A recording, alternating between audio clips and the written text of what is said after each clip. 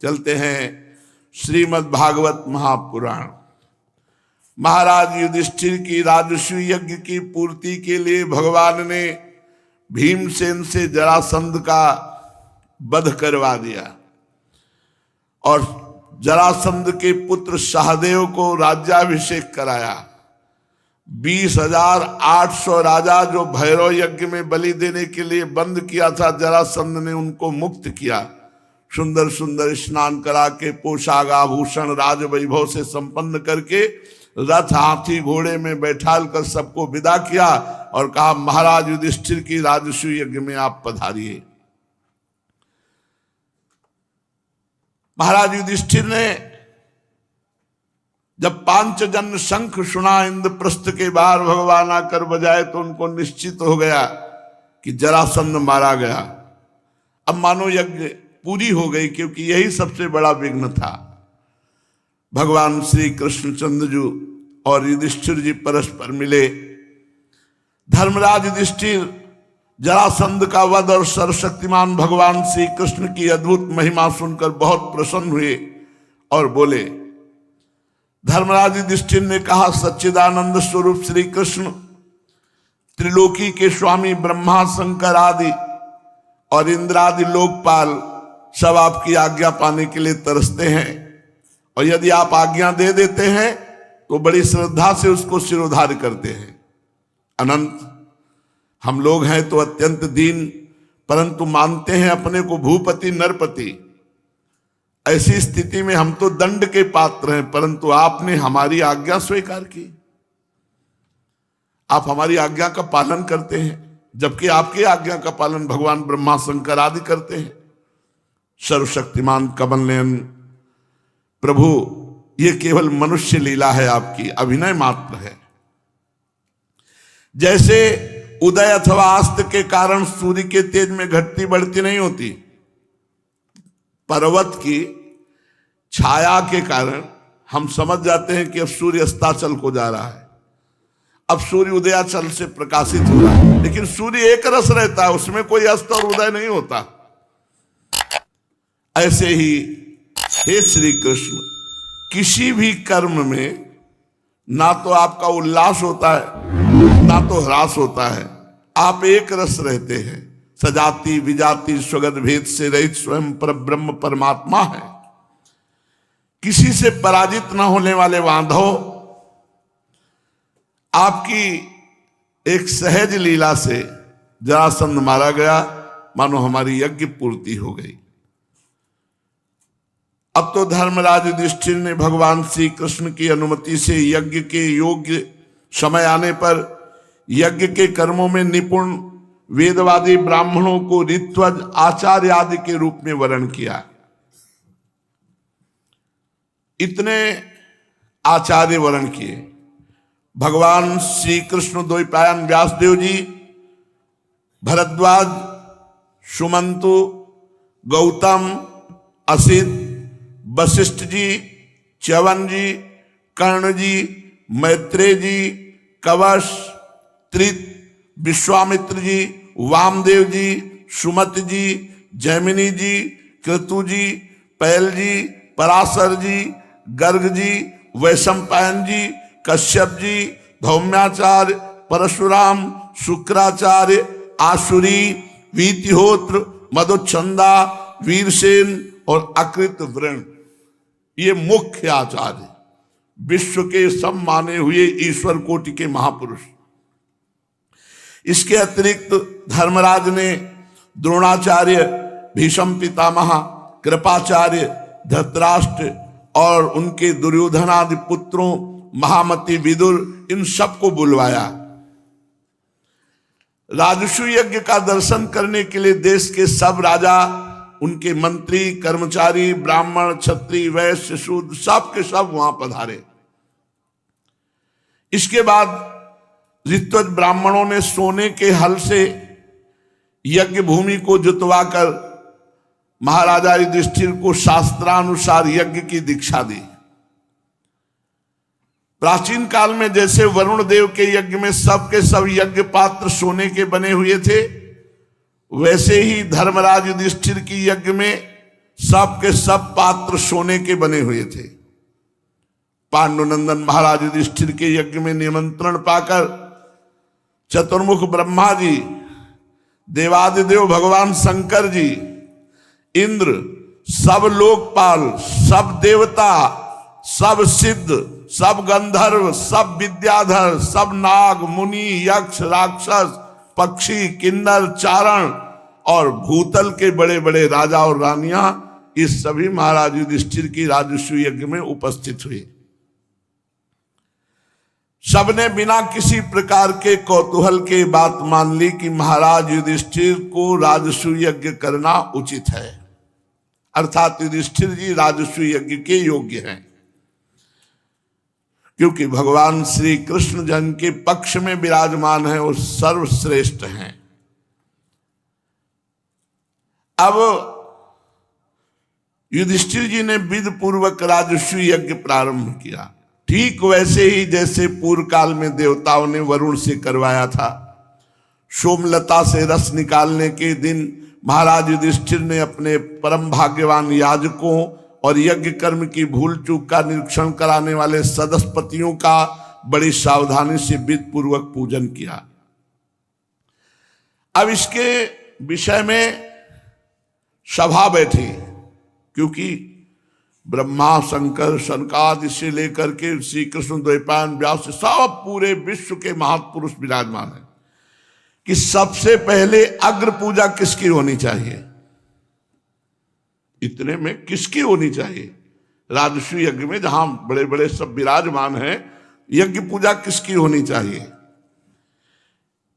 यदुवंश शिरोमणि भक्तवत्सल भगवान श्री कृष्ण ही सदस्यों में सर्वश्रेष्ठ और अग्र पूजा के पात्र हैं। ये बात बहुतों ने खड़े होकर कहा। भीष्म जी ने, सहदेव जी ने और भी जो महापुरुष पधारे हुए थे इस बात में, क्योंकि भगवान श्री कृष्ण समस्त देवताओं के रूप में देश, काल, धन आदि जितनी वस्तुएं, उन सब के रूप में श्री कृष्ण ही हैं। ये सारा विश्व श्री कृष्ण स्वरूप है, इसलिए समस्त यज्ञों के स्वरूप श्री कृष्ण है। श्री कृष्ण ही अग्नि है, श्री कृष्ण ही आहुति है, श्री कृष्ण ही मंत्र है। ज्ञान मार्ग और कर्म मार्ग ये दोनों श्री कृष्ण की प्राप्ति के हेतु हैं।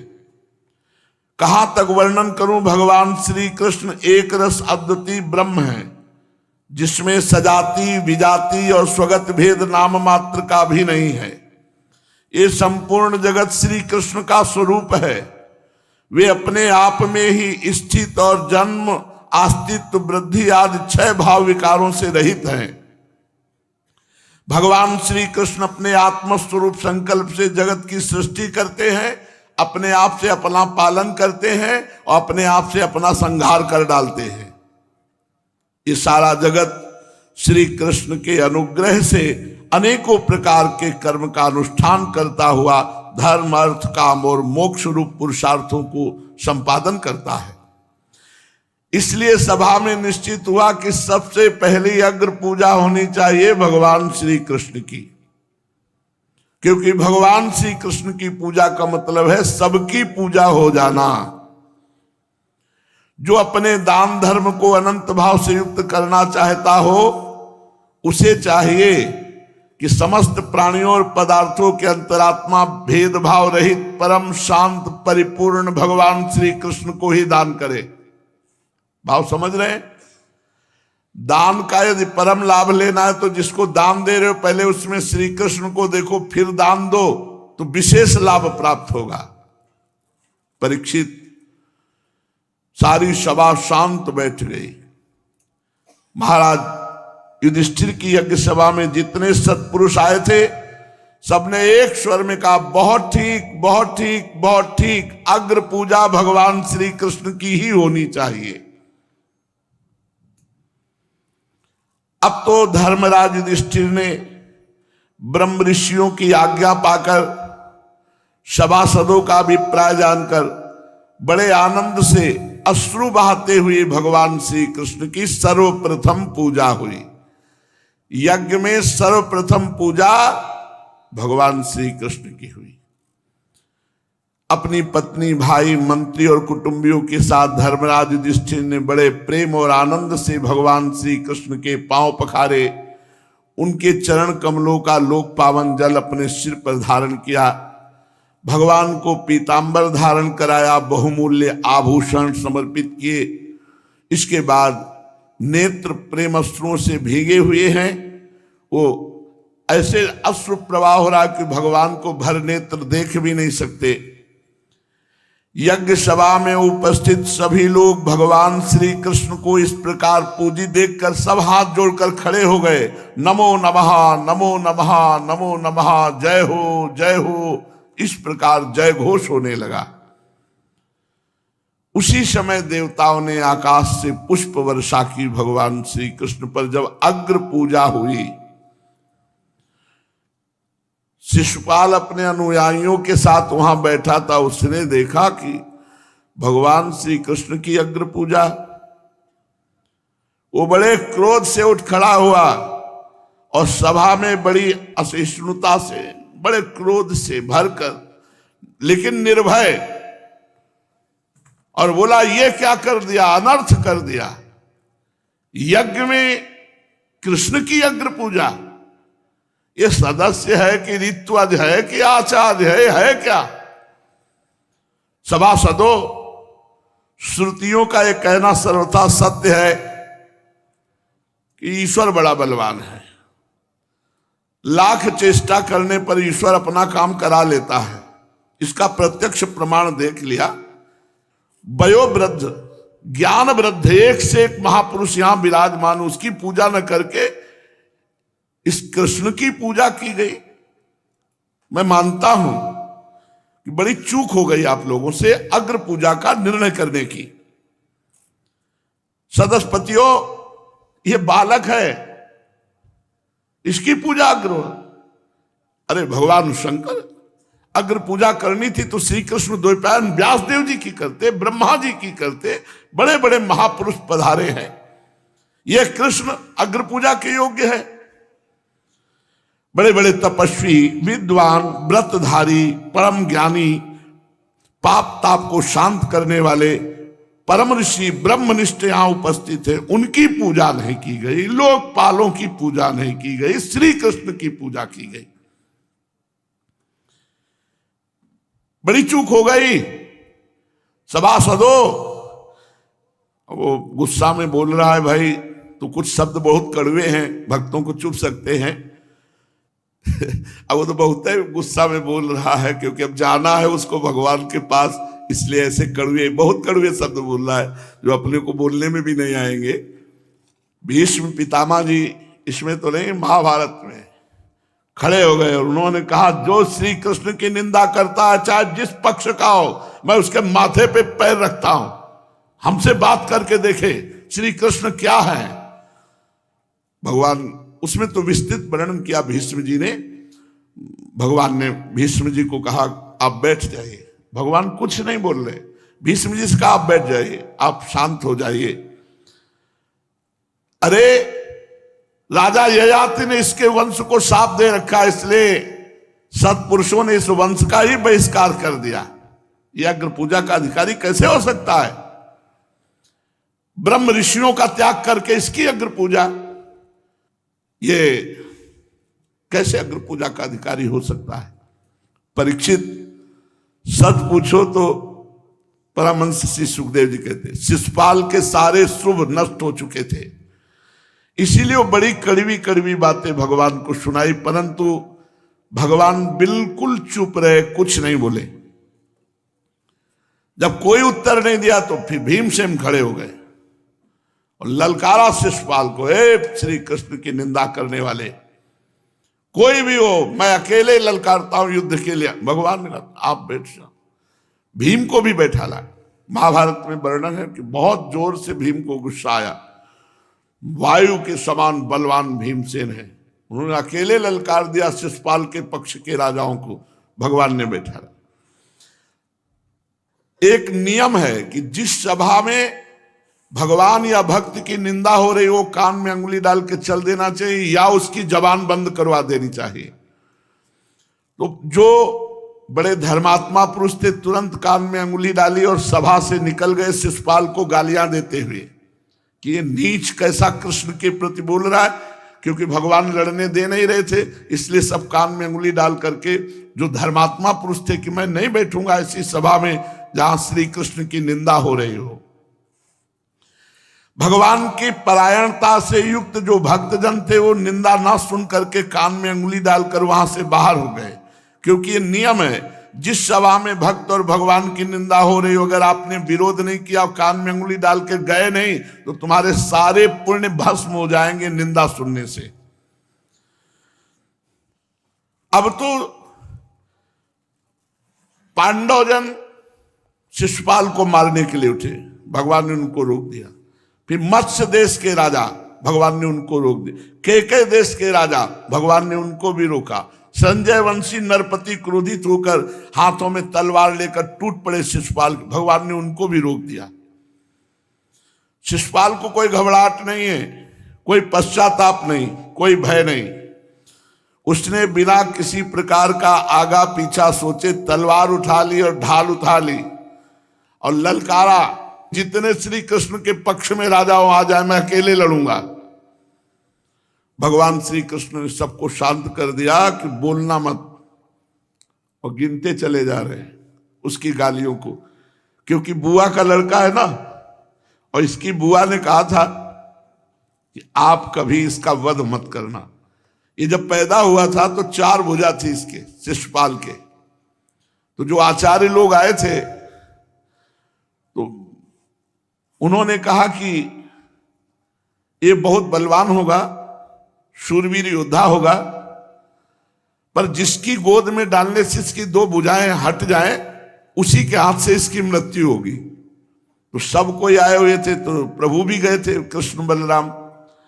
जो ही सबकी गोद में डालते हुए गए, नहीं भुजा गिरी, जो ही भगवान की गोद में डाला 2 भुजा गिर गई। सो इनकी बुआ जी ने हाथ जोड़कर कहा, बेटा श्री कृष्ण, मैं तुमसे यही भीख मांगती हूं कि मेरा बेटा यदि अपराध पे अपराध करे तो भी तुम मारना नहीं। तो उनका बुआ 100 अपराध, तो उन्होंने सोचा 100 अपराध करेगा क्यों, 100 अपराध तक मैं इसे नहीं मारूंगा, इसके ऊपर चलेगा तो मार डालूंगा। तो उनका 100 अपराध करेगा ही क्यों, क्योंकि कोई दुश्मन थोड़ी है। अब शिशुपाल तलवार और ढाल लेकर खड़ा हो गया और भगवान श्री कृष्ण के पक्ष के राजाओं को ललकारा। भगवान ने कहा शांत रहो। अब फिर शिशुपाल शुरू हो गया भगवान को कटुवचन कहना। जे ही 100 पूरे हुए, भगवान गिनते गए शांत, जो लड़ने को कहते सबको शांत कर देते, और गिनते गए। जे ही 100 हुए तो सुदर्शन चक्र से भगवान ने शिशुपाल का गला उतार दिया। जे ही शिशुपाल को सुदर्शन चक्र से काटा, कोलाहल मच गया। शिशुपाल के अनुयायी जो नरपति थे बड़ी डींग हाँक रहे थे। शिशुपाल का गला कटते ही सभा से बाहर कोई नहीं दिखाई दिया, क्योंकि सुदर्शन के तेज के आगे किसी की शक्ति काम नहीं कर सकती। पर आश्चर्य हुआ, सारी सभा ने एक आश्चर्य देखा। जो गिन गिन कर भगवान को गालियां देता था, उस शिशुपाल से एक दिव्य ज्योति निकली और भगवान की परिक्रमा करके भगवान में समा गई।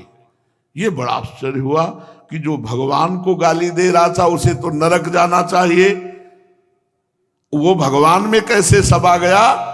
इसका कारण है निरंतर श्री कृष्ण का स्मरण। द्वेष से सही, पर वो भगवान का निरंतर स्मरण करता था। द्वेष से सही, गाली देकर सही। परीक्षित, शिशुपाल के अंतःकरण में लगातार 3 जन्म से वैर भाव की अभिवृद्धि हो रही थी। हिरणाक्ष हिरण्यकश्यप, रावण कुंभकर्ण, शिशुपाल दंत, ये अंतिम लीला थी। जय विजय जो आए हुए थे, पहले हिरणाक्ष हिरण्यकश्यप, रावण कुंभकर्ण, और फिर ये शिशुपाल और दंतवक्र के रूप में।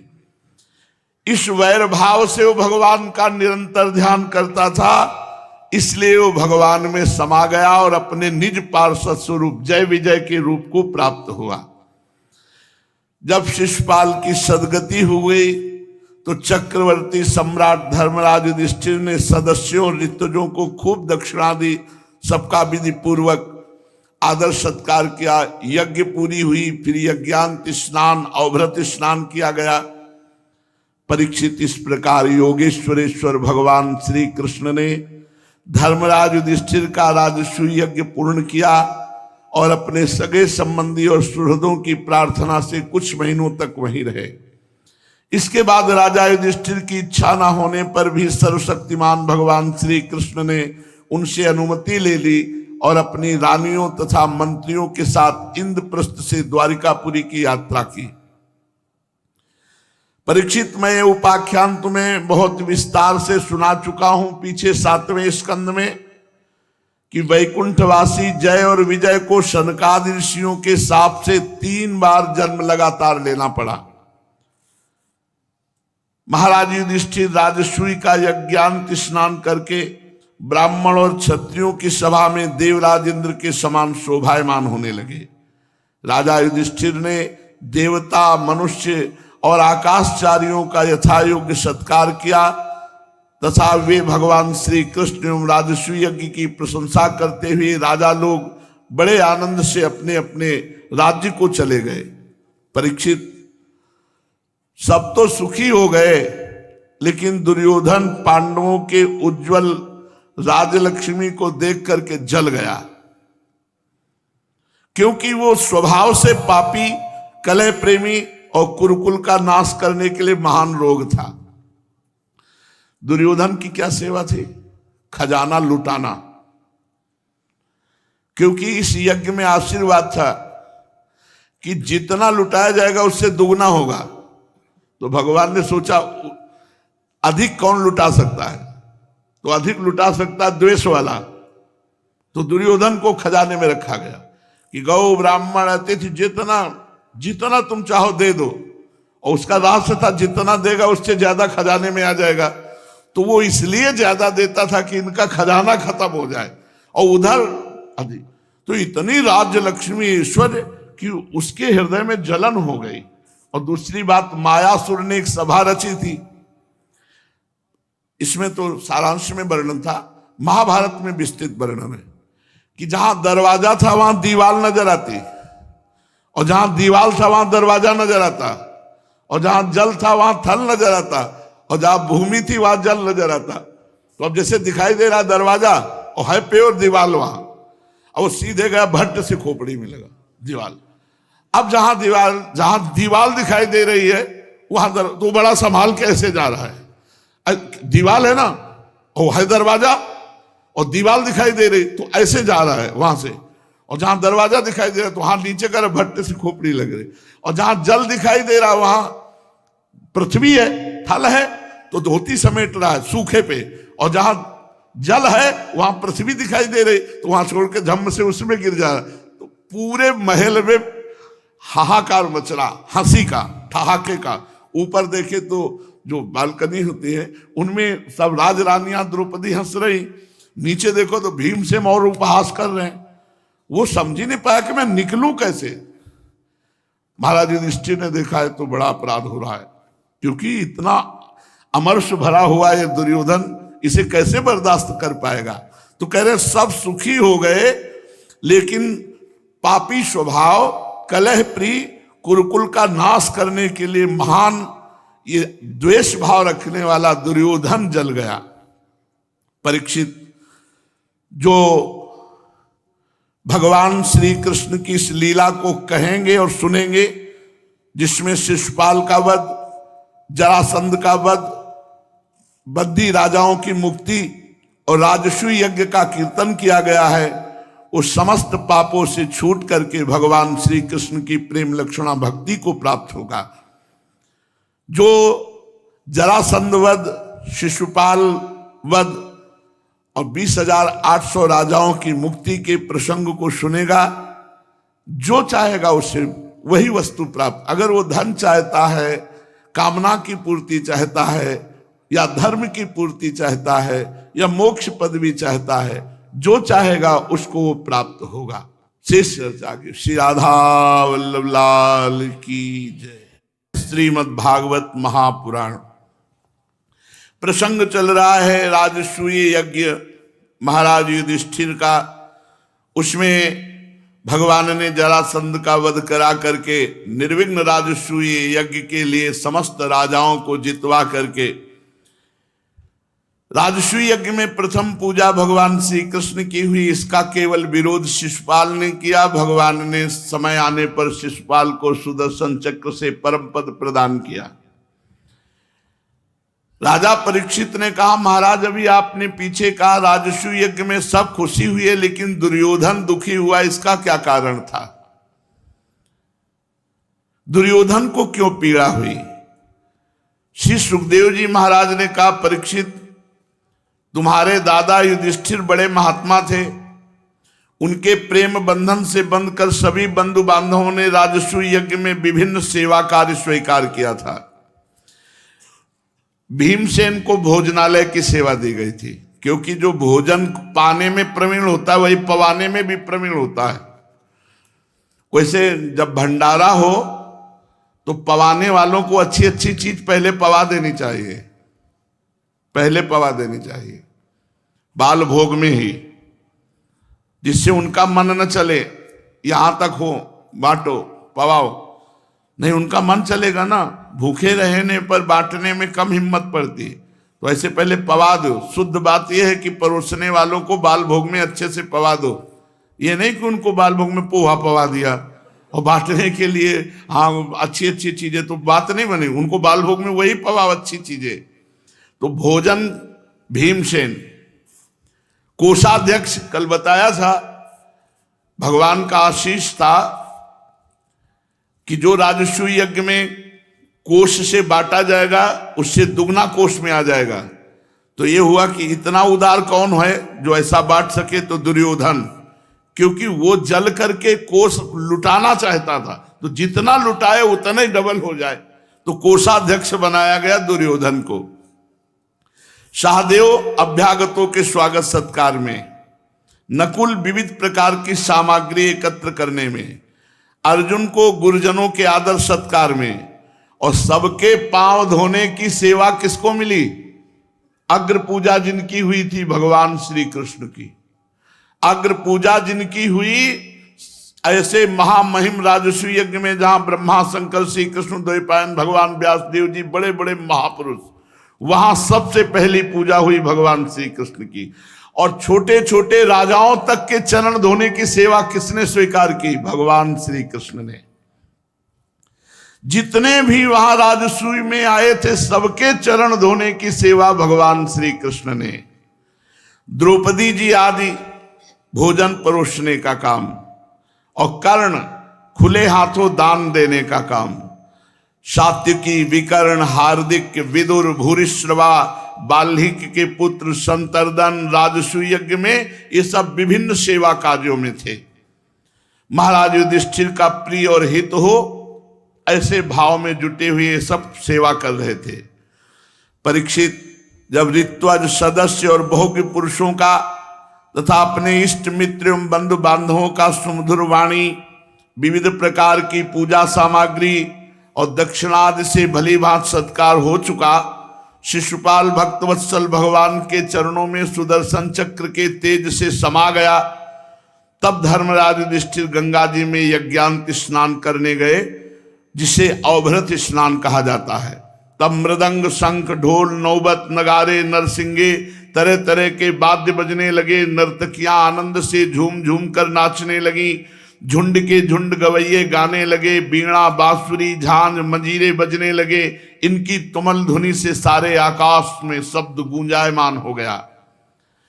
सोने के हार पहने हुए यदु, संजय, कंबोज, कुरु, केकय और कौशल देश के नरपति रंग बिरंगी ध्वजा पताकाओं से युक्त खूब सजे धजे गजराजों, रथों, घोड़ों तथा सुसज्जित वीर सैनिकों के साथ महाराज युधिष्ठिर को आगे करके पृथ्वी को कपाते हुए अवभृत स्नान के लिए गए।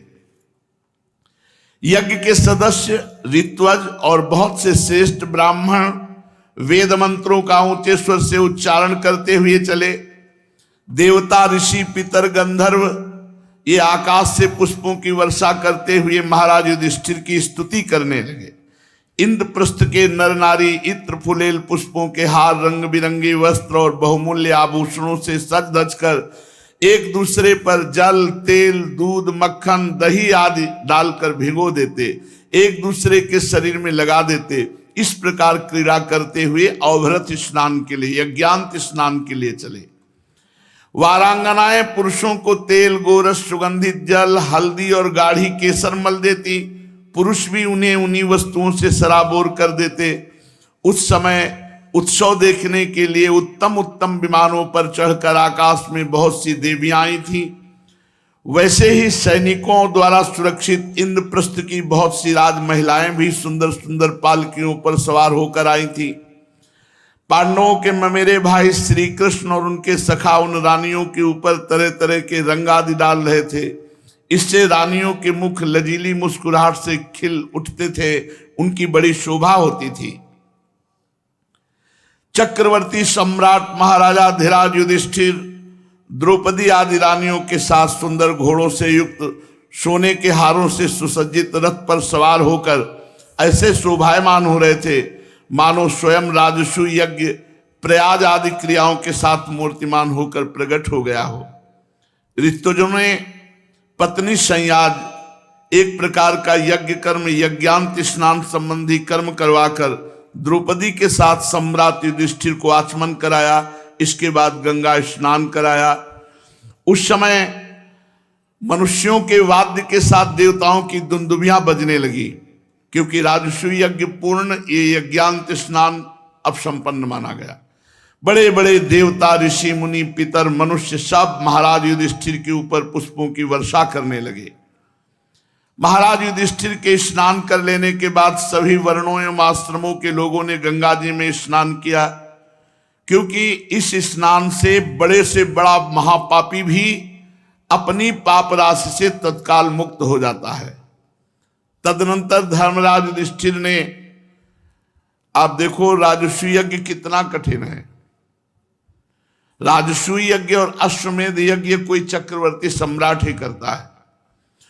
एक बार भगवान श्री कृष्ण को साष्टांग प्रणाम करने का फल है 10 अश्वमेध यज्ञ के अवभृत स्नान, यज्ञांत स्नान का फल है 10 अश्वमेध यज्ञ के।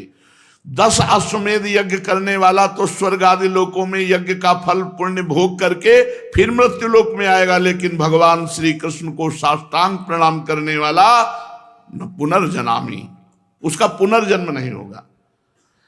एकोपि कृष्णः कृता प्रणामो दशाश्वमेधावभृतेन तुल्यः दशाश्वमेधी पुनरेपि जन्म कृष्ण प्रणामी न पुनर्भवाय, उसका पुनर्जन्म नहीं होगा।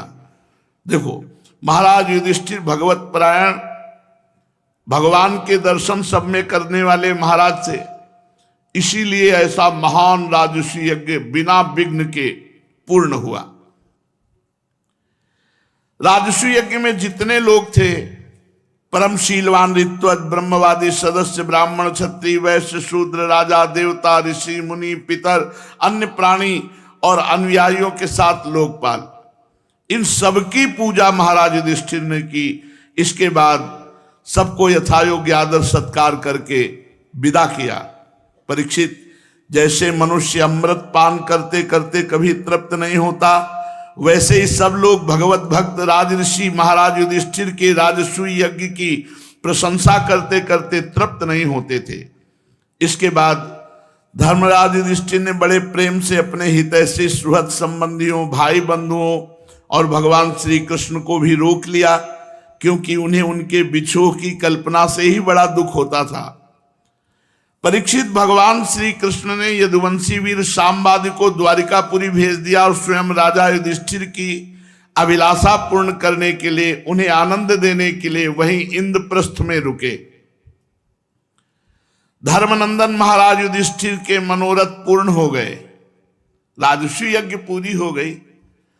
एक दिन की बात है, भगवान के परम प्रेमी महाराज युधिष्ठिर के अंतःपुर की सौंदर्य संपत्ति और राजसूय यज्ञ द्वारा प्राप्त महत्व को देखकर दुर्योधन का मन ईर्ष्या से जलने लगा।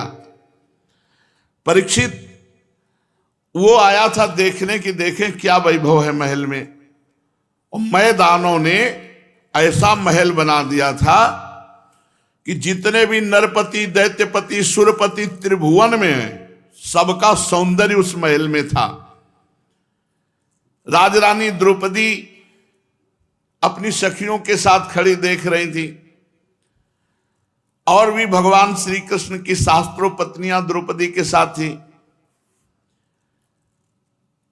और ये महल को देखने के लिए आया दुर्योधन अपने परिकर के साथ।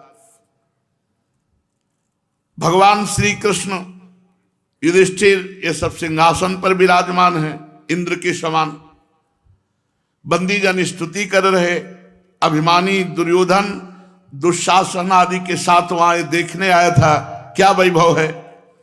सिर पर मुकुट, गले में माला, हाथ में नंगी तलवार लिए क्रोधवश द्वारपालों को झिड़कता हुआ अंदर प्रवेश हुआ दुर्योधन।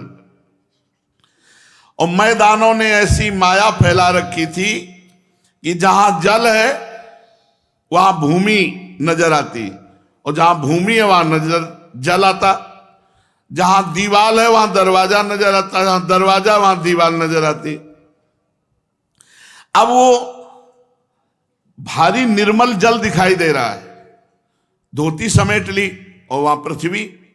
तो भगवान की हजारों पत्नियां और द्रौपदी सब ठहाका मार करके हंसी। अब जहां भूमि दिखाई दे रही वहां निर्मल जल भरा हुआ है। झम से अब वो धोती छोड़ दिया क्योंकि भूमि दिखाई दे रही, वो जल में गिर गया। फिर ठहाका मार के सब हंसे। युधिष्ठिर ने मना किया, बिल्कुल नहीं, ऐसा नहीं होना चाहिए, वो बहुत अमर भरा हुआ है, और वैसे ही आप उसका मजाक। भीमसेन तो बहुत ही जोर से हंसते। इसके बाद वहां से जब निकला तो दरवाजा दिखाई दिया, तो बड़ी उससे अभिमान से निकला, तो अब भट्ट से खोपड़ी लगी क्योंकि दरवाजा था ही नहीं, वो दीवार थी। अब जहां दीवार थी तो वो ऐसे कर रहा है कि अब पता चले कि दीवार है कि नहीं।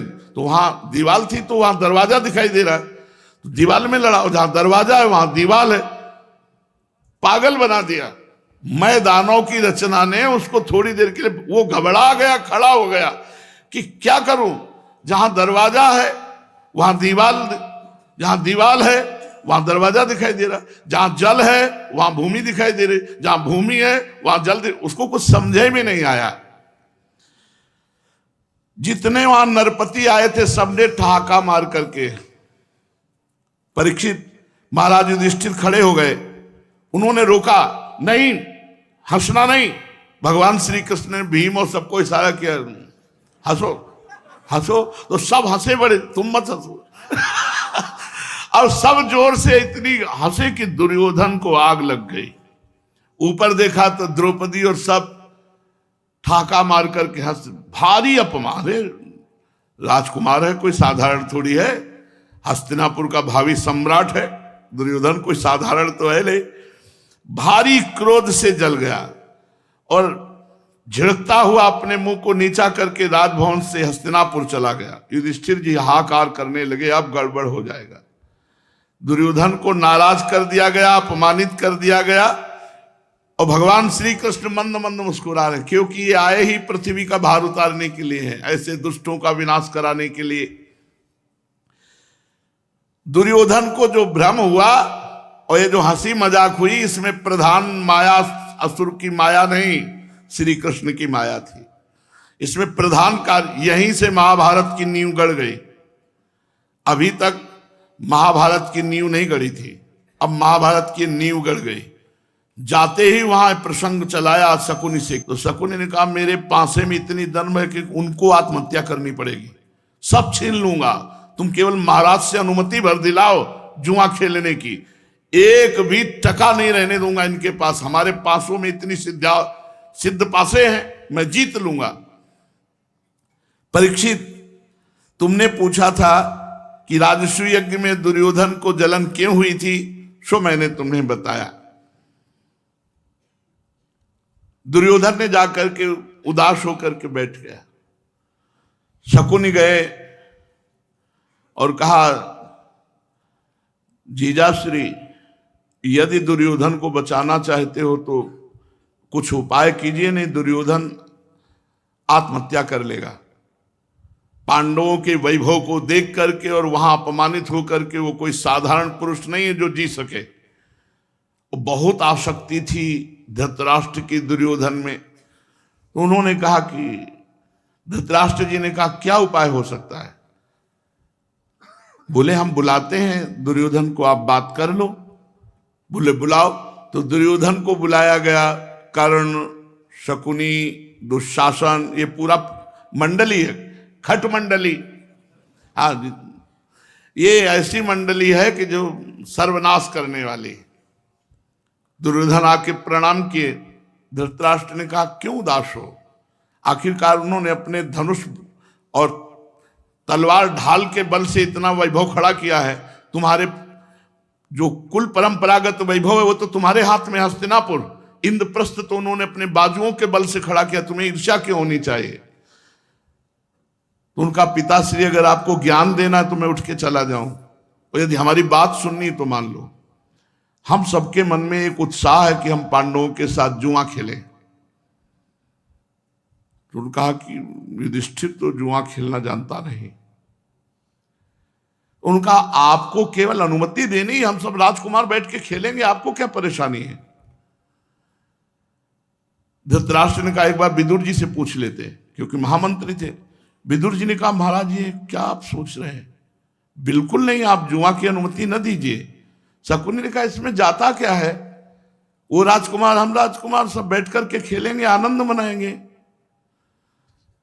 धृतराष्ट्र से शकुनी ने कहा एक ही उपाय, आप हाँ बोल दीजिए, जिससे आपके पुत्र के प्राण बच जाएंगे, नहीं तो उनका वैभव देख करके अपने को नष्ट कर लेगा।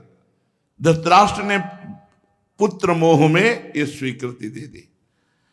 विदुर जी स्वयं गए और जाकर के इंद्रप्रस्थ में जब पांडवों से मिले तो अर्जुन और भीमसेन ने कहा कि उचित नहीं है। भगवान द्वारिकाधीश चले गए थे पुनः द्वारिका। कहा ये उचित नहीं है, क्योंकि महाराज युधिष्ठिर पासे खेलना जानते नहीं, और पासों का उद्भट बलवान जिसके हाथ में पासे जैसा चाहे वैसा गिरे शकुनी है। इसलिए महाराज ये कैसे हो सकता है? युधिष्ठिर जी को तो ज्ञान ही नहीं है पासा खेलने का। विदुर जी ने कहा हमने समझाया लेकिन आपको बुला रहे हैं। तो युधिष्ठिर जी इतने आज्ञाकारी थे कि वो आज्ञा कभी उल्लंघन नहीं करते थे। पांचों भाई द्रौपदी वैभव के साथ पूरे जैसे राजा महाराजा आते हैं वैसे ही आए। आकर के धृतराष्ट्र को प्रणाम किया। धृतराष्ट्र जी ने कहा बेटा हमारी इच्छा है कि तुम सब राजकुमार बैठ करके द्वित क्रीड़ा करो। उनका जो आज्ञा पिताश्री। कभी वो धर्म की बात का उल्लंघन करने की बात। महाराज भीमसेन ने कहा कि आपने जो आज्ञा कह दिया, आप ये नहीं कह सकते कि मुझे ज्ञान नहीं है। तो बोले मैं क्षत्रिय हूं, एक चाहे बाणों का युद्ध हो चाहे पासों का युद्ध हो, अगर ललकार दिया जाऊंगा तो पीछे कदम नहीं रखूंगा। बोले आपको तो ज्ञान नहीं है। बोले फिर जैसा भी हो। जब उन्होंने आज्ञा कर दी तो धीरे धीरे वो दिन निश्चित हुआ। एक पक्ष में पांडव बैठे, पूरी सभा बैठी, एक पक्ष में कौरव बैठे। अब प्रवीणता यह थी कि पांडवों के पक्ष से महाराज युधिष्ठिर खेलेंगे और दुर्योधन के पक्ष से शकुनी पासे चलेगा। ऐसा नहीं होना चाहिए था। दुर्योधन अपने पक्ष से खेले और युधिष्ठिर जी अपने पक्ष से खेले तो कुछ तो टिकता खेल। इतना बड़ा उद्भट पासों का विद्वान शकुनी, और कहा महाराज युधिष्ठिर एकदम भोले भाले, वो क्या खेल सकते थे शकुनी के सामने। पर स्वीकृति कर ली। बुरी दशा आने के पहले बुद्धि बदली जाती है। नहीं तो यहां सूत्र है कि आप और आप दोनों खेलिए। शकुनी का बीच में काम क्या था, लेकिन बड़ी प्रवीणता से यह बात रखी गई कि शकुनी पासे चलेगा दुर्योधन की तरफ से और पांडवों की तरफ से महाराज युधिष्ठिर। ये भी बात ठीक तय हो गई। अब शकुनी के पासे ऐसे वो जितना चाहे उतने पासे आते थे, उसकी कला इतनी थी, सिद्ध पासे थे। इंद्रप्रस्थ राज्य वैभव, हाथी घोड़े वो क्रम से लगाते जाते थे महाराज युधिष्ठिर।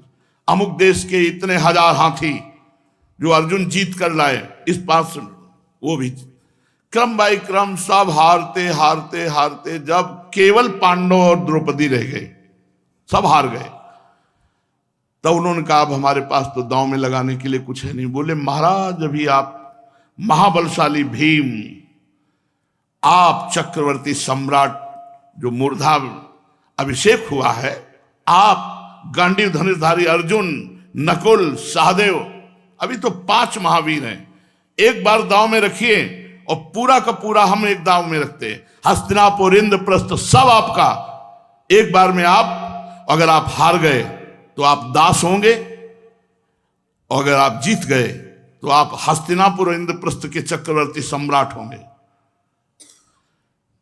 भीमसेन खड़े हुए, उन्होंने कहा भैया बस करो अब, नहीं तो तुम्हारी, आज तक जो नहीं बोला, तुम्हारी भुजाएं उखाड़ देंगे।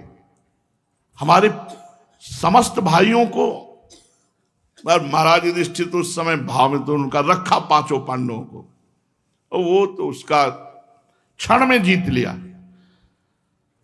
तो हुआ खेल बंद करो, मैं तुम्हारा दास हूं, जितने दिन आपकी इच्छा हो उतने दिन हम 5 भाइयों से दास्ता करवाए। बोले खेल अभी बंद नहीं होगा, अभी तो एक महान रत्न रह गया तुम्हारे हाथ में, द्रौपदी। अगर द्रौपदी को रख दो तो तुम 5 भाइयों सहित संपूर्ण इंद्रप्रस्थ, हस्तिनापुर सब वापिस, और अगर द्रौपदी को तुम हार गए तो फिर वो हमारी दासी होगी।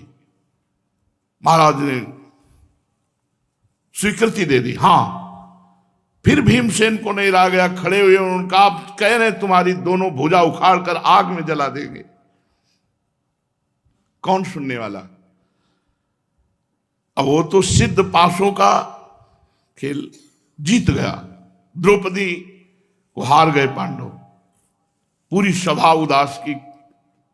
अब वो धर्म का ऐसा स्वरूप महाराज युधिष्ठिर का है कि बड़ा सूक्ष्म विषय धर्म का, जो धर्मराज युधिष्ठिर ही जानते हैं।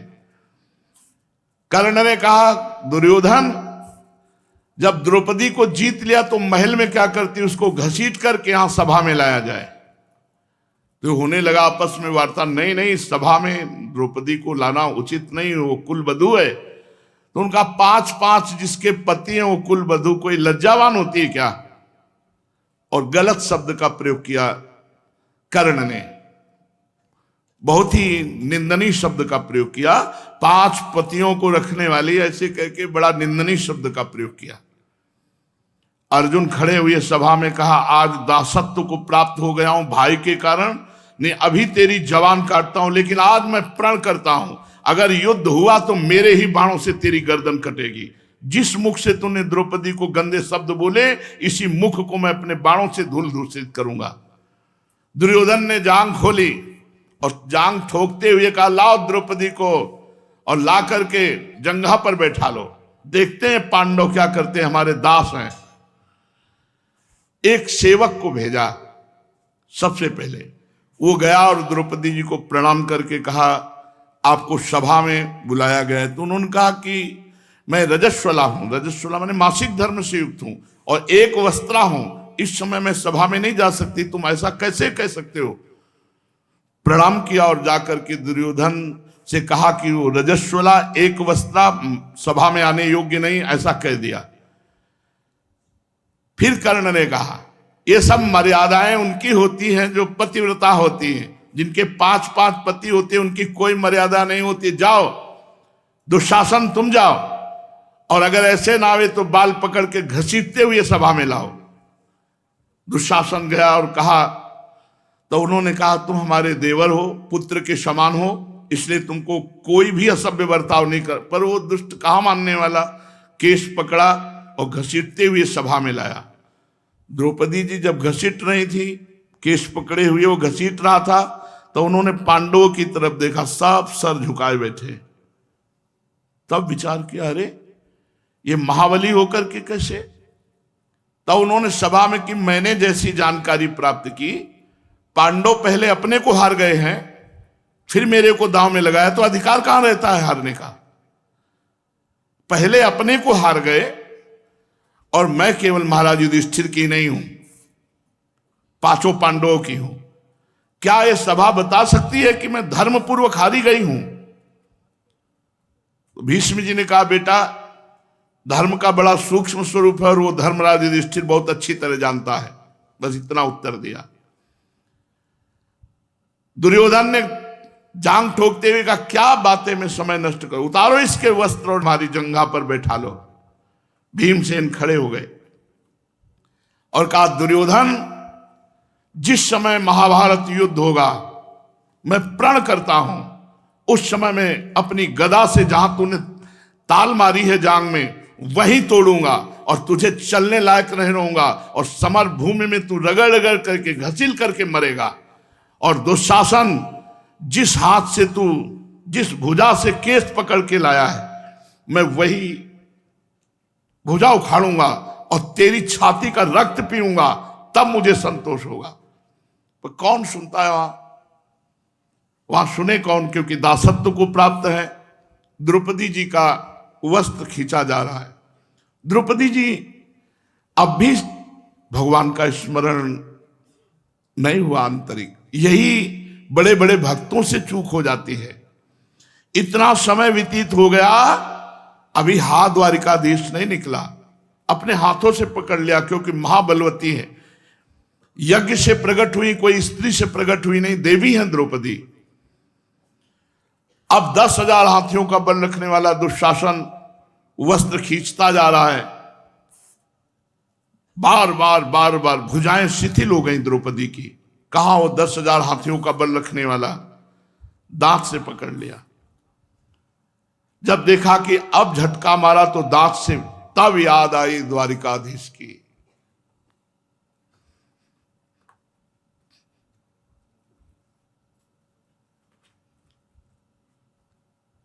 यही कमजोरी है, भक्ति में कमजोरी है कि सबसे बाद में भगवान की याद है। अगर बाल पकड़ के जब महल से घसीट रहा था उसी समय भगवान को पुकार देती, होता ही नहीं है। पर वो होता है, अन्य आश्रय बना रहता है। 5 पतियों का आश्रय, सभा का आश्रय, भुजाओं दांत का आश्रय। जे ही द्रौपदी जी ने हा गोविंद, उस परिस्थिति को चित्त से जोड़ के देखो। जो एक महारानी अभी थोड़े समय पहले ही अवभृत स्नान किया राजस्व यज्ञ में, इतना महान सौभाग्य, उसी को सभा में नंगा किया जा रहा है। ये थोड़ा चित्त से जब जोड़ के देखोगे उस समय का, हा गोविंद हा द्वारिकावासिन, आंख मूंद ली, बस ऐसे खड़े हो गई, अब जैसी आपकी इच्छा हो। यहां से वस्त्र नहीं हटा, अंबर लग गया रंग बिरंगे वस्त्रों का। दुशासन थकित होकर गिर गया खींचते खींचते। गांधारी जी आए और धृतराष्ट्र का वैसे ही आंखों से अंधे हो, क्या पूरे परिवार का नाश कराना चाहते हो?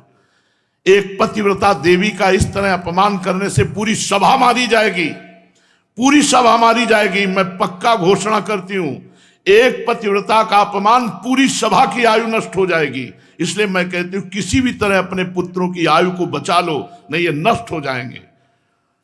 द्रौपदी को बुलाया धृतराष्ट्र ने, कहा बेटा मैं पूरा राज्य वापस करता हूं, जो भी जुए में हारे गए सब कुछ वापस करता हूं। तुम अपने पतियों को लो, अस्त्र शस्त्र लो और अपने इंद्रप्रस्थ को चली जाओ। नाराज मत होना, हमारे वंश को शाप मत देना, बस इतनी कृपा करो। अपमान तो हुआ, लेकिन धर्मात्मा पुरुष से गंभीरता पूर्वक सहकर अपने अपने वाहनों में बैठकर इंद्रप्रस्थ को जाने लगे। अभी आधे मार्ग में ही पहुंचे थे। शकुनी और दुर्योधन आपस में कि हुआ क्या, कुछ नहीं। फिर वैसे कर दिया पिताश्री ने, एक बार हट करो दुर्योधन, तुम हट करो, एक बार में एक पासे में हम इनको बन बन भटकने के लिए मजबूर कर देंगे। दुर्योधन फिर कहा पिताश्री, तो उन्होंने कहा कि सर्वनाश हो जाएगा अगर इस तरह। उन्होंने कहा एक पासे की केवल अनुमति दे दो। फिर भेजा गया विदुर जी को, रास्ते से वापस बुला लिया गया, बैठाला गया और कहा गया इस बार एक दांव, यह जो जीतेगा वो इंद्रप्रस्थ हस्तिनापुर का सम्राट होगा, और जो हारेगा वो 12 वर्ष का वनवास, 1 वर्ष का अज्ञातवास, और ये पूरा होने के बाद उसे राज्य वापस कर दिया जाएगा। बैठ गए युधिष्ठिर, जो आज्ञा। ओ छलिया शकुनी के पासों का दम, एक बार में ही संपूर्ण वैभव अपहरण कर लिया। इसके बाद कहा राजसी वस्त्र उतार दो और वनवासी वस्त्र लो, और यहां से 12 वर्ष के लिए वनवास हो, 1 वर्ष का अज्ञातवास, यहां मत दिखाई दो, आप वनवास में जाइए। एक क्षण में सब कुछ हार गए। इसीलिए शराब पीना, परस्त्री गमन करना, जुआ खेलना, हिंसा करना, मांस खाना, ये सब महत अपराधों में गिना जाता है। महाराज युधिष्ठिर प्रार्थना की कि हमें हमारे वो अस्त्र केवल दे दिए जाए। अगर वनवास दिया गया है तो हमें अस्त्र दे। तो धृतराष्ट्र जी ने अनुमति दे दी। गांडीव, तलवार, ढाल, गदा, युधिष्ठिर का भाला, ये सब प्रसिद्ध है जो अस्त्र शस्त्र हैं, वो अपने ले लिए, और 12 वर्ष तक वनवास की बड़ी कठिनता से, बहुत कष्टपूर्वक, और 13वां वर्ष महाराज विराट के यहां गुप्त रूप से 5 भाई रह करके 13 वर्ष पूरे हो चुके थे, तब वो गौ अपहरण करके जान पाए थे, जब कीचक का वध हुआ था, कि ये विराट नगरी में है। फिर भगवान श्री कृष्ण ने इनसे कहा कि आप उनका नगर वापस कर दीजिए, क्योंकि शर्त थी। तो उन्होंने कहा नहीं देंगे। तो कहा 5 गांव दे दीजिए। बोले नहीं देंगे, बिना युद्ध के हम सुई की नोक भर भी नहीं देंगे। तो भगवान ने कहा तथास्तु, अगर तुम्हारी ऐसी ही इच्छा है युद्ध की तो युद्ध ही होगा। फिर महाभारत युद्ध में 18 क्षोणी सेना एकत्रित हुई, जिनमें भगवान श्री कृष्णचंद्र ने अर्जुन के हृदय में अपनी दृष्टि से मोह प्रकट करके गीता जैसे परम अमृत वाणी को प्रकाशित किया।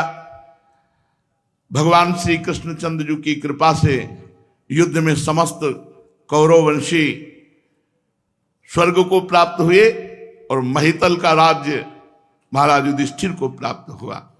तो जो धर्म से चलता है, भले कष्ट आवे, लेकिन अंतिम में विजय श्री उसी को प्राप्त होती है। इस चरित्र से हमें एक शिक्षा मिलती है कि हम भगवान को बाद में न रखें, भगवान को प्रथम जगह में रखें। जैसे द्रौपदी जी प्रायः सब कोई बाद में स्मरण करता है, गजेंद्र ने भी बाद में स्मरण किया, जब कोई हाथी हाथिनिया साथी नहीं रह गया, अपने में बल नहीं रह गया, तब हरि को पुकारा। यही हमारी भक्ति में कमजोरी है। हमें चाहिए कि सुख और दुख दोनों अवसरों में सबसे पहले भगवान पे हमारी वृत्ति जानी चाहिए। सुख आया तो मेरे भगवान की दया, दुख आया तो हमारे भगवान की कृपा। जितने भी पावन चरित्र हैं उनमें कुछ उपदेश होते हैं, कुछ हमारी जानकारियां सिद्धांत की होती हैं, और कुछ परिणाम दिखाई देते हैं। परिणाम में ये पता चला अधर्मी थोड़े दिन सुखी हो सकता है, लेकिन परिणाम में नष्ट होगा। धर्मात्मा थोड़े दिन दुखी हो सकता है, लेकिन परिणाम में वो महान सुख को प्राप्त होगा। सिद्धांत समझ में आया, धर्म को नहीं छोड़ना चाहिए चाहे जैसी परिस्थिति हो। और भक्ति के भाव को समझ में आया कि सर्वप्रथम भगवान का स्मरण करना चाहिए, किसी अन्य का भरोसा न रखना चाहिए। शेष चर्चा के श्री राधा वल्लभ लाल की जय। चलते हैं श्रीमद् भागवत महापुराण। प्रसंग चल रहा है, भगवान श्री कृष्णचंद्र जो राजस्व यज्ञ करा कर द्वारिका लौट आए हैं। श्री सुखदेव जी कहते हैं, द्वारिका जब लौट करके आए तो एक साल्व का नाम सुना होगा, पहले अंबा से इसकी दोस्ती थी।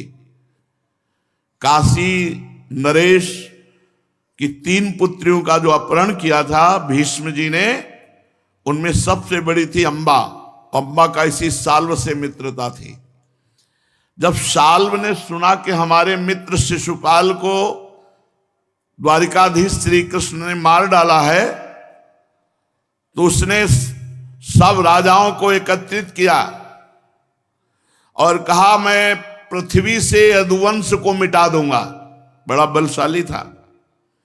सब लोग मेरा पौरुष देखना, अब मैं पृथ्वी से यदुवंशियों को मिटा दूंगा, क्योंकि मेरे मित्र जरासंध और शिशुपाल को श्री कृष्णचंद्र जी ने मारा। परीक्षित, मूढ़ साल्व ने इस प्रकार प्रतिज्ञा करके देवादिदेव भगवान शंकर की आराधना प्रारंभ की। वो दिन में केवल एक बार मुट्ठी भर राख फांक लेता था, राख बस। यूं तो पार्वती पति भगवान शंकर आशुतोष हैं और ढरदानी हैं, फिर भी सालों का घोर संकल्प जानकर 1 वर्ष तक उसकी साधना देखी। 1 वर्ष तक एक मुट्ठी राख फांक लेता, बस निरंतर मंत्र जपता भगवान देवाधिदेव शंकर का। अब प्रकट होना पड़ा भगवान शंकर को। भगवान शंकर ने कहा वरदान मांगो। शाल्व ने कहा मुझे एक ऐसा विमान दीजिए जो देवता, असुर, मनुष्य, गंधर्व, नाग, राक्षस किन्हीं के अस्त्र शस्त्रों से नष्ट ना किया जा सके। जहां इच्छा हो, इच्छा करते ही वहीं पहुंच जाए, और खास करके यदुवंशियों के लिए बड़ा भयंकर हो। भगवान शंकर ने तथास्तु कहा। उसी समय मैदानों की रचना से प्रकट हुआ शौभ नामक विमान। ना सारथी की जरूरत है और न पेट्रोल की जरूरत है, न ड्राइवर की जरूरत है, न पेट्रोल की। उस पे बैठो और द्वारिकापुरी पहुंच गए। द्वारिकापुरी सर से एकदम पहुंचा दिया, मन के वेग के समान। और कितना बड़ा, एक महानगर की तरह, यानी कि 100-200 आदमी विमान में केवल आएंगे, महानगर की तरह विमान। और इतना तेजोमय और ऐसा चमत्कारिक कि वो दिखाना चाहे तो दिखाई देगा, नहीं दिखाना चाहे तो नहीं दिखाई देगा। निकल गया विमान। चलाने वाला उसे जहां ले जाना चाहता वहीं उसके इच्छानुसार चलता। भगवान शंकर की कृपा से शौभ नामक विमान साल्व को प्राप्त हुआ। अब वो द्वारिका पर चढ़ाई कर दी। शाल्व ने अपनी बहुत बड़ी सेना से द्वारिका को चारों ओर से घेर लिया। अब द्वारिका को उजाड़ने लगा। फूल फल से लदे हुए उपवन, उद्यानों को, नगर द्वारों को, फाटकों को, राजमहलों को, अटारियों को, दीवारियों को, नागरिकों के जितने सुख सुविधा के स्थान थे सबको विध्वंस करने लगा। वो शौभ नामक विमान पर अपने सैनिकों के साथ चढ़कर बाणों की झड़ी लगा दी द्वारिका में। कभी बाण, कभी वृक्ष, कभी सर्प, कभी पर्वत के टुकड़े ऐसे बरसाने लगा शौभ विमान से। कभी चारों ओर धूल ही धूल द्वारिका में। जैसे पूर्व में त्रिपुरासुर ने विमान पर बैठकर आतंक मचा दिया था, ऐसे ही शाल्व ने शौभ नामक विमान पर बैठकर द्वारिकापुरी में अत्यंत प्रहार किए। सब द्वारिका में अशांति फैल गई। परम यशस्वी वीर भगवान प्रद्युम्न ने देखा हमारी प्रजा को बड़ा कष्ट हो रहा है। तब उन्होंने रथ पर सवार होकर सबको ढांढस बंधा और कहा डरो मत।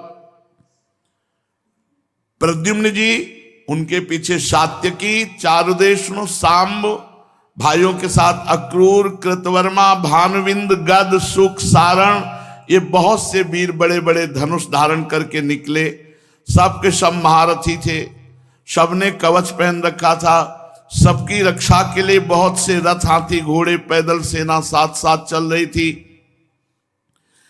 प्राचीन काल में जैसे देवताओं के साथ असुरों का घमासान युद्ध हुआ, वैसे इस साल्व के सैनिकों और यदुवंशियों का युद्ध होने लगा। उसे देख करके देखने वालों के रोंगटे खड़े हो जाते। प्रद्युम्न जी ने अपने दिव्यास्त्र से क्षण भर में सौभपति साल्व की सारी माया काट डाली। ठीक वैसे ही जैसे सूर्य अपनी प्रखर किरणों से रात्रि का अंधकार मिटा देते हैं। प्रद्युम्न जी के बाणों में सोने के पंख एवं लोहे के फल लगे हुए थे। उनकी गांठें जान पड़ती थी। उन्होंने ऐसे 25 बाण मारे शौभ विमान पति साल्व को, उनके सेनापति को। 100 बाण एक साथ संधान किए। जितने सैनिक थे 10-10 वाहनों को, 3-3 घोड़ों को, हाथियों को, ऐसे बाणों की झड़ी लगा दी भगवान प्रद्युम्न जी ने। अद्भुत पराक्रम देखकर साल्व भी प्रशंसा करने लगा प्रद्युम्न जी की। परीक्षित, मैदानों का बनाया हुआ वो शौभ विमान अत्यंत मायामय था। इतना विचित्र था कि कभी लगता कि अनेक विमान हैं, कभी एक और कभी एक भी ना दिखाई देता। तो वीरों को ये पता ही नहीं चलता कि शौभ विमान है कहां। कभी यहां दिखाई, कभी वहां दिखाई दिया, कभी बिल्कुल अंतर ध्यान हो गया। कभी पृथ्वी पे, कभी आकाश में, कभी पहाड़ की चोटी पर, कभी जल में अलाद चक्र की तरह विमान घूम रहा था। शाल्व ने विमान पर छुपे छुपे यदुवंशियों पर बाणों की वर्षा कर दी। यदुवंशियों के बाणों से शाल्व के सैनिक और शाल्व के बाणों से यदुवंशी, ऐसा घोर युद्ध हुआ।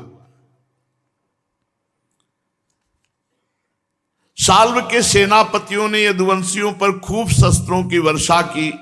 यदुवंशी बहुत पीड़ित हो गए, परंतु पीड़ित होने पर मोर्चा नहीं छोड़ा। वे सोचते थे कि मरेंगे तो परलोक बनेगा और जीतेंगे तो विजय की प्राप्ति होगी। शाल्व के मंत्री का नाम था द्युमान, जिसे पहले प्रद्युम्न जी ने 25 बाण मारे थे। वो बहुत बली था। उसने झपट करके प्रद्युम्न जी पर अपनी फौलादी गदा से बड़े जोर से प्रहार किया और कहा, मार दिया, मार दिया। गदा की चोट से प्रद्युम्न जी का वक्षस्थल फट गया। दारुक का पुत्र उनका रथ हाँक रहा था, वो सारथी धर्म के अनुसार उन्हें रणभूमि से हटा ले गया। 2 घड़ी में प्रद्युम्न जी की मूर्छा टूटी। तब उन्होंने सारथी से कहा, सारथी तूने बहुत बुरा किया। आज तक कोई यदुवंशी रणभूमि से भागा हो मैंने सुना नहीं, तूने मुझे क्यों हटा दिया। सूत ने कहा, हमारा धर्म है रथी की रक्षा करना। उस समय आप पीड़ा से युक्त थे तो मैंने अपने धर्म का पालन किया। नहीं सूत, तू कायर है, तूने रणभूमि से मुझे क्यों हटाया, बतला। प्रद्युम्न जी ने कहा, मैं अपने ताऊ बलराम जी को क्या उत्तर दूं, अपने पिता श्री कृष्ण के सामने जाकर क्या कहूंगा कि शाल्व ने युद्ध में मुझे मारकर भगा दिया, तुमने ही मुझे नीचा दिखा दिया, तू रणभूमि से भगाकर अक्षम्य अपराध किया। सारथी ने कहा, आयुष्मान नाराज मत होइए। सारथी धर्म की शिक्षा के समय मुझे शिक्षा दी जाती है कि रथी की रक्षा हर तरह से करनी है। मैंने अपने स्वामी की रक्षा की है, रणभूमि से भगाया नहीं है। मेरे सारथी धर्म में अगर तनिक भी त्रुटि हो तो आप बताइए। शत्रु ने आप पर गदा का प्रहार किया, आप मूर्छित हो गए थे, अब बोलिए उस समय मेरा धर्म क्या कहता है, मैं वहां खड़ा रहूं। जब प्रद्युम्न जी सूत के मुख से ऐसा वचन सुने तो फिर हाथ मुंह धोए, कवच धारण किया, सारथी से कहा, ले चलो, पुनः मुझे वहीं ले चलो, द्युमान के पास जो शाल्व का सेनापति है। उस समय द्युमान यादव सेना को तहस नहस कर रहा था। प्रद्युम्न जी उसके पास पहुंचकर उसे ऐसा करने से रोक दिया और 8 बाण मारे द्युमान को। 4 बाण उसके 4 घोड़े, एक बाण सारथी, ध्वजा, धनुष, और उसका सिर काट डाला। जो शाल्व का सेनापति द्युमान था, जिसने गदा मारी थी, प्रद्युम्न जी का हृदय फट गया था। गद, सात्विक, सामवाद, यदुवंशी वीर शाल्व की सेना का संहार करने लगे। अब शौभ विमान पर जितने सैनिक थे उनकी गर्दनें कट कट नीचे गिरने लगी। बड़ा घमासान युद्ध हुआ। 27 दिनों तक लगातार शौभ विमान पति शाल्व से युद्ध यदुवंशी करते रहे। भगवान श्री कृष्ण, धर्मराज युधिष्ठिर, ये राजसूय यज्ञ का आनंद, शिशुपाल की मृत्यु हो चुकी थी। भगवान ने पांडवों से अनुमति लेकर के बलराम जी के साथ जब द्वारिकापुरी आए तो वहां देखा कि शौभपति साल्व बड़ा आतंक फैलाए हुए है। दारुक से कहा सीधे मेरा रथ साल्व के पास ले चलो। साल्व बड़ा मायावी है, तुम सावधान रहना, दारुक से कहा। भगवान की ऐसी आज्ञा पाकर दारुक साल्व की ओर रथ ले चला। भगवान के रथ की ध्वजा गरुण चिन्ह से चिन्हित थी। उसे देखकर यदुवंशियों में अपार बल आ गया कि आ गए भगवान। साल्व की सेना के लोगों ने यदि भूमि में प्रवेश करते ही पहचान लिया कि द्वारिकाधीश भगवान श्री कृष्ण पधार रहे हैं। यदुवंशियों ने साल्व की सेना तो नष्ट कर दी थी। भगवान श्री कृष्ण को देखते ही साल्व ने दारुक पर एक बड़ी भयानक शक्ति चलाई। वह शक्ति बड़ा भयंकर शब्द करती हुई आकाश में बड़े वेग से चली, दिशाएं चमक उठी। भगवान ने देखा मेरे सारथी दारुक की ओर यह शक्ति प्रहार किया है, तो अपने बाणों से उस शक्ति के सैकड़ों टुकड़े कर दिए। इसके बाद भगवान श्री कृष्ण ने साल्व को 16 बाण मारे और उसके विमान को जो आकाश में घूम रहा था चलनी कर दिया बाणों से मारकर। साल्व ने भगवान श्री कृष्ण की बाई भुजा पर, जिसमें सारंग धनुष शोभायमान था, बाण मारा। इससे सारंग धनुष भगवान के हाथ से छूट गया। ये देख करके देवता लोग घबरा गए। साल्व ने गरज कर भगवान श्री कृष्ण ने कहा तूने हमारे भाई जैसे सखा शिशुपाल की पत्नी को हर लिया, जबकि हमारा शिशुपाल असावधान था, तुमने मार डाला। मैं जानता हूं तुम अपने को अजय मानते हो, मेरे सामने ठहर जाओ तो मैं तुम्हें वीर समझूं। भगवान श्री कृष्ण ने कहा अरे मूर्ख, व्यर्थ में बहक रहा है, तुझे पता नहीं है कि तेरे सिर पर मृत्यु सवार है। शूरवीर व्यर्थ की बकवाद नहीं करते, वो वीरता दिखाया करते हैं।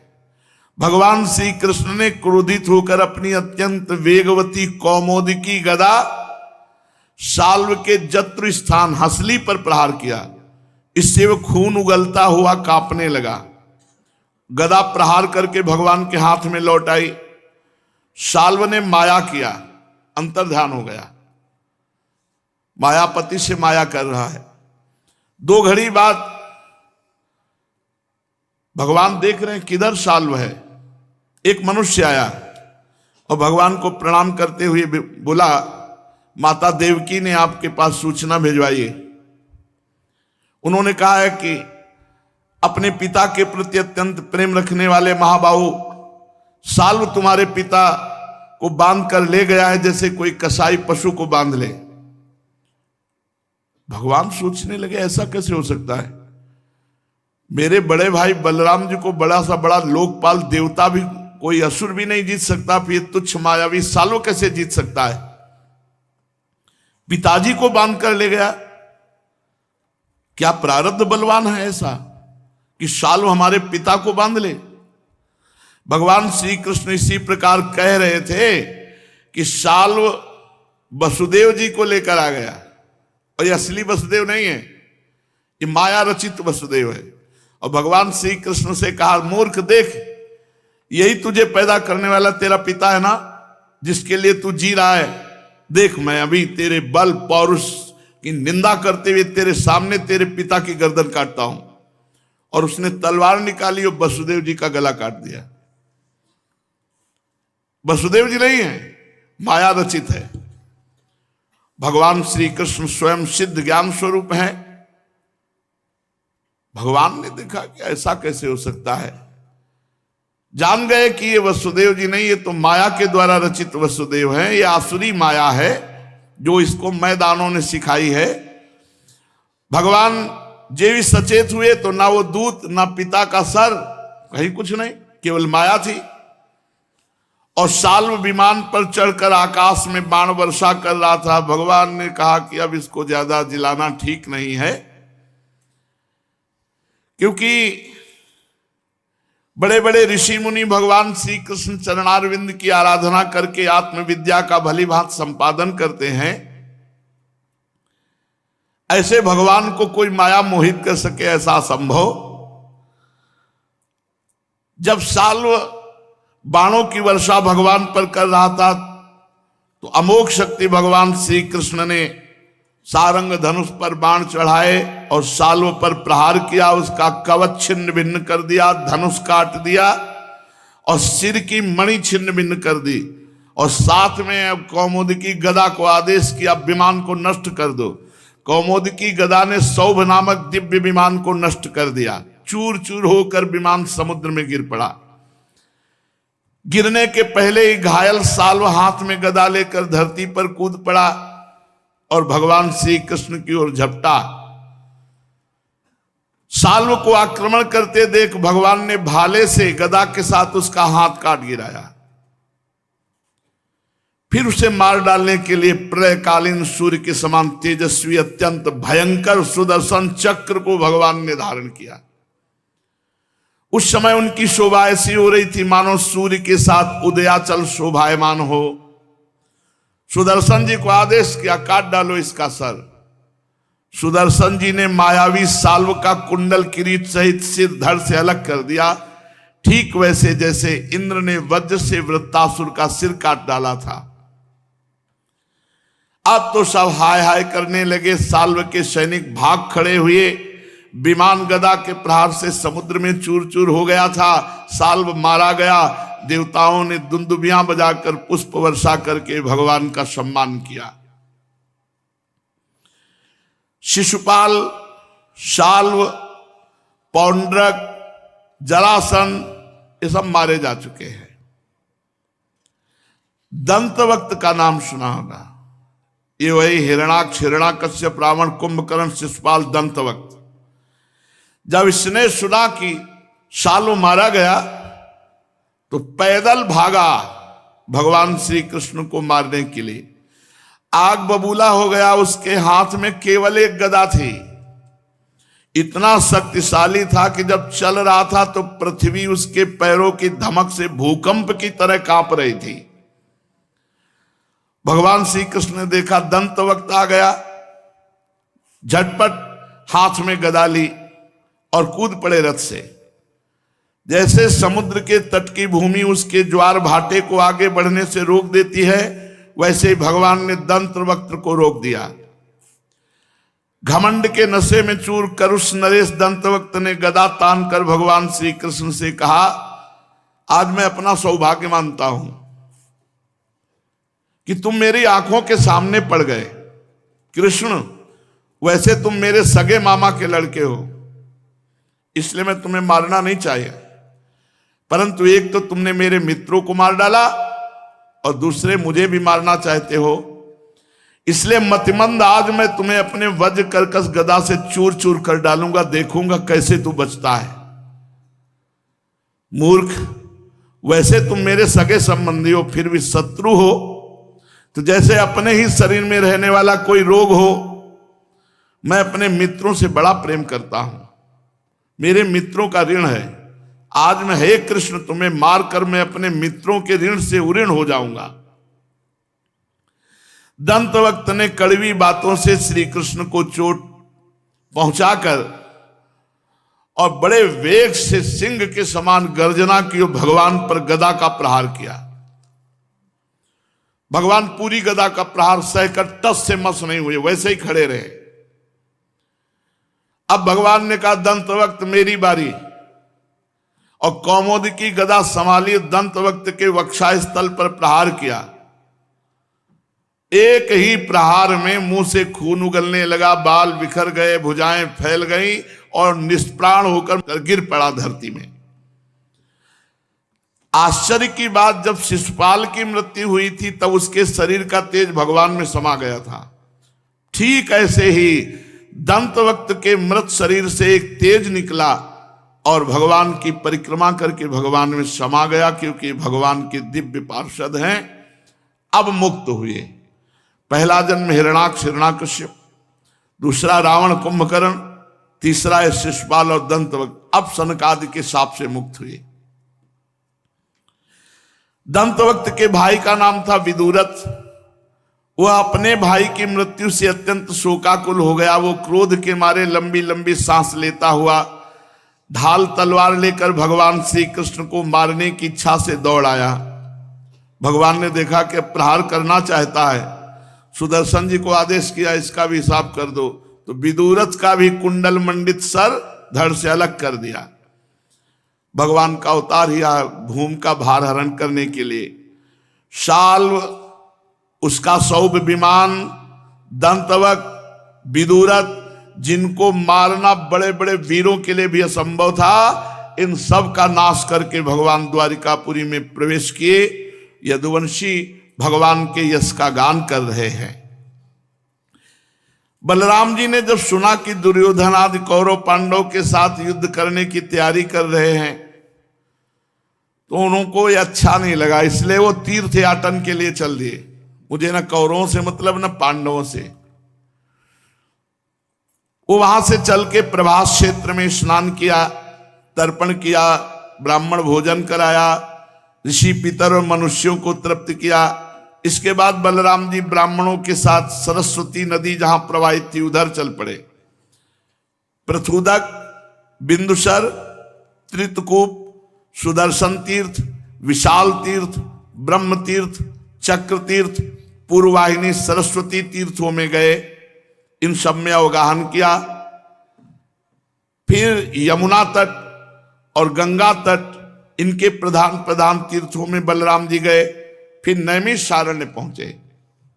नैमिषारण्य में एक बहुत बड़ा उत्सव हो रहा था, सत्संग रूप सत्र। 88,000 ऋषि शौनक जी को मुखिया बनाकर सूत जी से सत्संग सुन रहे थे, और ये बहुत लंबे समय तक का सत्संग था।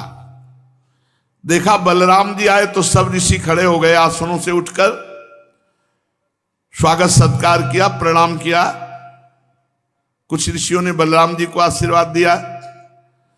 बलराम जी को आसन दिया गया, आसन में बैठ गए। उन्होंने देखा कि सूत जी ना तो खड़े हुए, ना प्रणाम मुद्रा, ना कुछ, सिंहासन पर बैठे हैं। रोमहर्षण जी, रोमहर्षण व्यास गद्दी पर बैठे हैं। सब ऋषि खड़े हो गए, सबने पूजन किया, सबने प्रणाम किया।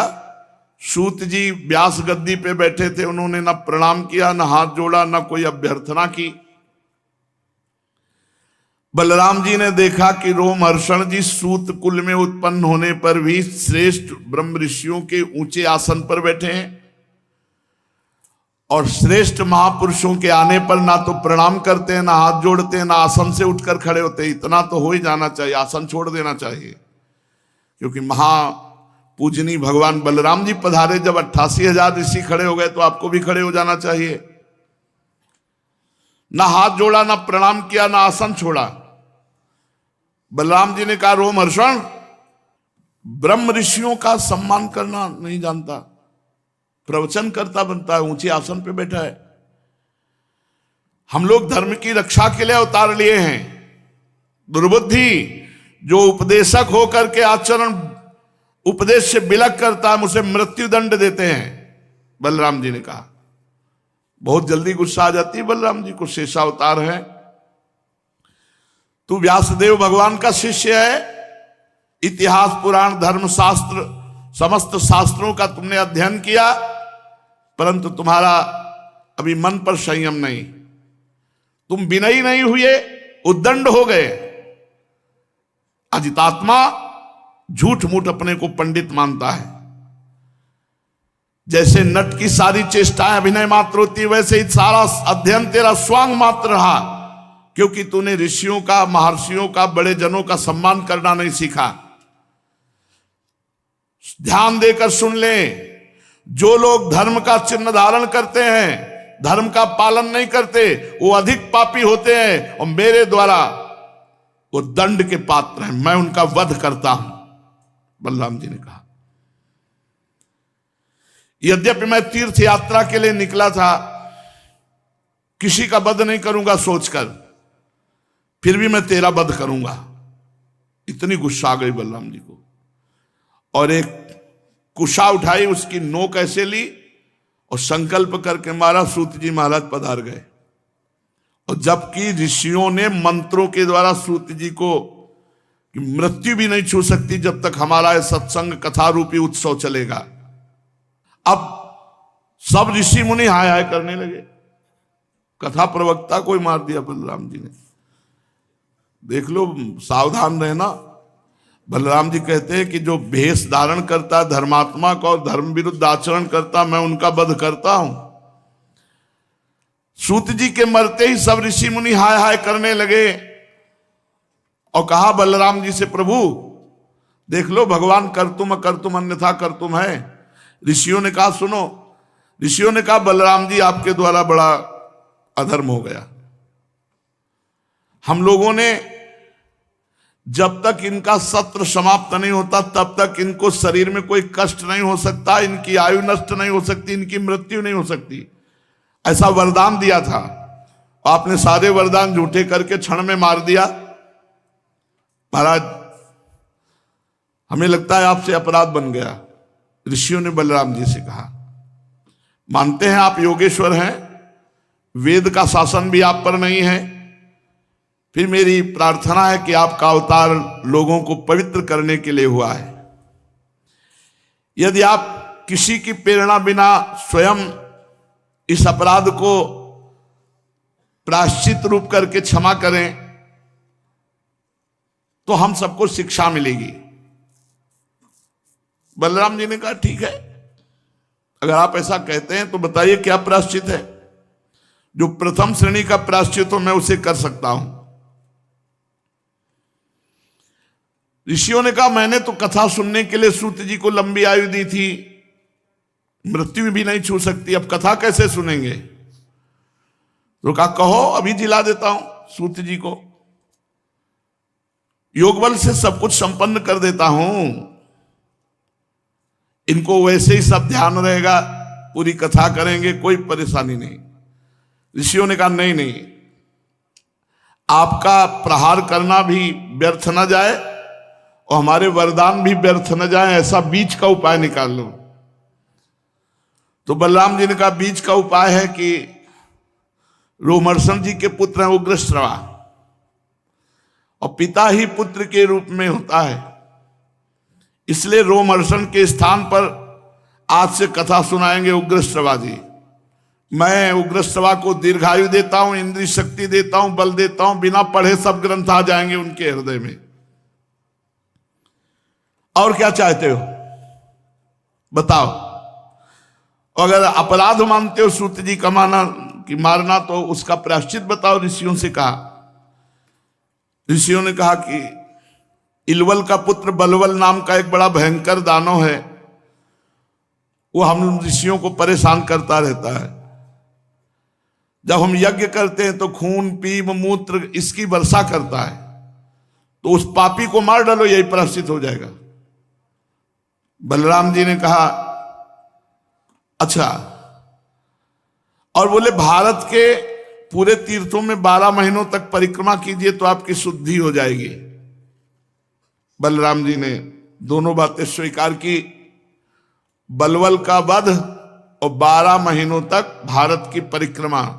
ये ऐसा महान देश है कि भगवान को भी प्रायश्चित के लिए भारत की परिक्रमा बताई गई। देखो, यहां इस प्रसंग में शिक्षा मिलती है कि चाहे जितने ऊंचे पद में बैठे हो, यदि कोई ब्रह्म ऋषि पधारे या गुरुजन पधारे या श्रेष्ठ महापुरुष पधारे तो उठकर खड़े हो जाना चाहिए। नहीं, अपराध लगता है इतना बड़ा अपराध कि बलराम जी ने तो मृत्यु ही कर दी सूत जी की। और दूसरी बात है, जब अपने से श्रेष्ठ पुरुष पधारता है, यदि नहीं खड़ा होता तो आयु श्री कीर्ति प्राण कमजोर हो जाते हैं। खड़े हो जाना चाहिए अपने से श्रेष्ठ पुरुषों को देखकर, जिससे प्राण पुष्ट होते हैं, आयु बढ़ती है, श्री कीर्ति यश बढ़ता है। अब बलराम जी कैसे बलवल का उद्धार करते हैं, कौन कौन से तीर्थों में जाते हैं, आगे की चर्चा। श्री राधा वल्लभ लाल की।